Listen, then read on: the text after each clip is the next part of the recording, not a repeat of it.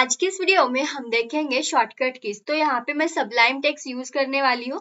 आपके इस सिस्टम में वीएस कोड होगा तो आप वीएस कोड पे भी इसे यूज करके देख सकते हो। तो बहुत इंपॉर्टेंट हो जाता है। अगर आप कोडिंग करते हो तो आपको टाइम इससे क्या होता है, सेव हो जाता है।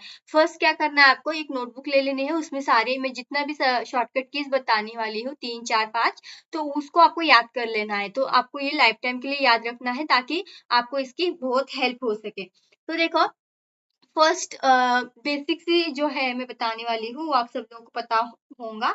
जैसे कि हम sublime text VS code open कर लेते हैं, तो ओपन करने के बाद आप क्या कीजिएगा, कंट्रोल प्लस एस कीजिएगा। कंट्रोल प्लस एस करने से क्या होता है, सेव, हमें फर्स्ट फाइल को सेव करना होता है। तो यहाँ पे मैं दे रही हूँ नाम।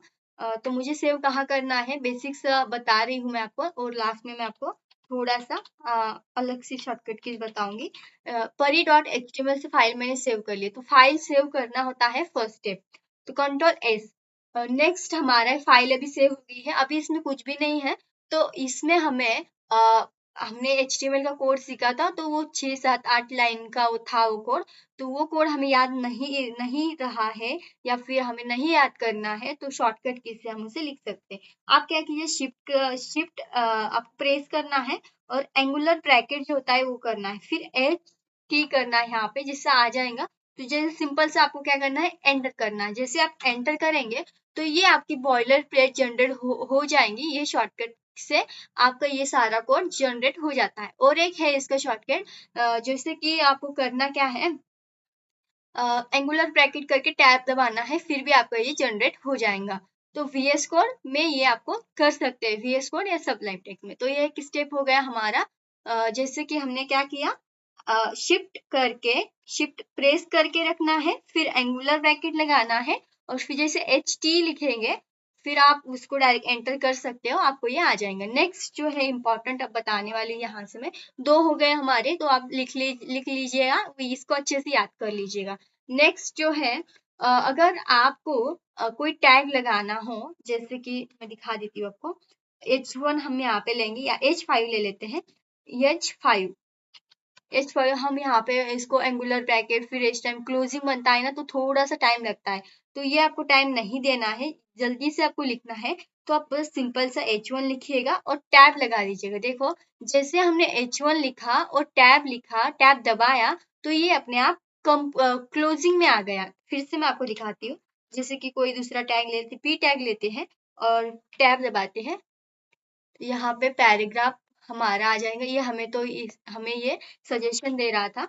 जैसे हमने लिया, अब नेक्स्ट डिव टैग लेके दिखाती हूँ मैं, डिव और टैग। तो देखो इस तरह से आ रहा है। ये टैग्स जो है क्लोजिंग वाला, आपको लिखने की, क्लोजिंग करने की, एंगुलर ब्रैकेट लगाने का, इतना सारा थोड़ा सा टाइम आपको ये सेव करता है, इसलिए आपको ये सीख लेना चाहिए। और नेक्स्ट जो है, अभी हमने 3 देखे, तो तीनों को तीनों अच्छे से याद कर लीजिएगा। नेक्स्ट जो बताने वाली हूँ मैं आपको, क्लास एंड आईडी के लिए।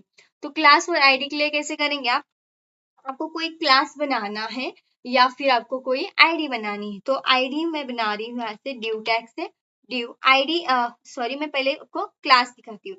क्लास के लिए आपको याद रखना है, आपने अगर HTML CSS के प्रोग्राम किए होंगे CSS के, तो आप उन डिव के साथ या किसी के साथ आप ऐसे यहाँ पे डॉट लगाते हैं। डॉट हमारा क्लास को एक्सेस करने के लिए। फिर आप चाहे जो भी नाम दे दीजिएगा, मैं यहाँ पे क्लास का नाम दे रही हूँ परी, और फिर इसको करेंगे टैग। देखो इस तरह से यहाँ पे ये आ गया हमारा क्या, क्लास। एंड अभी मैं आईडी का दिखा देती हूँ आपको, आईडी। तो आईडी के लिए करना क्या है आपको, फिर से आप यहाँ कोई भी ले सकते हो आप, डिव टैग लेने की जरूरत नहीं। जैसे हमने H1 में H1 लिया, H1 के साथ फिर करना क्या है, आईडी हमारी हैश से एक्सेस होती है, तो हैश लगाएंगे, और हैश के बाद हमें करना क्या है, नाम लिख लेना है। तो मैं यहाँ पे दे देती हूँ मेन दिया मैंने। और अब मैं जैसे टैप करूंगी तो ये हमारा बन के आएगा आईडी। तो देखो कितना इजी हो जाता है ये। ऐसा नहीं है कि शॉर्टकट से आप लाइएगा, आपको पता भी होना चाहिए कि हैश का यूज क्या होता है, आईडी का यूज, डॉट का यूज क्या होता है, ये आपको डिटेल पता होना चाहिए। पर अगर आपको फास्टली काम करना है तो आप शॉर्टकट की का यूज कर सकते हो। आपको ये जरूरत नहीं पड़ेगी डबल कोटेशन लिखने का, उसमें टेक्स्ट ये वो सब कुछ, थोड़ा सा टाइम आपका ये सेव करता है। तो बहुत इंपॉर्टेंट मैंने आपको बताया है यहाँ पे। और भी कुछ शॉर्टकट कीज है इसकी जो VS कोड पे ज्यादा यूज होती है। तो मैं आपको VS कोड मेरे सिस्टम में तो अभी नहीं है, सबलाइम टेक्स्ट में यूज करती हूँ। तो VS कोड में मैं आपको बताऊंगी नेक्स्ट आने वाली वीडियोज में। इस वीडियो में इतना ही। Thank you so much.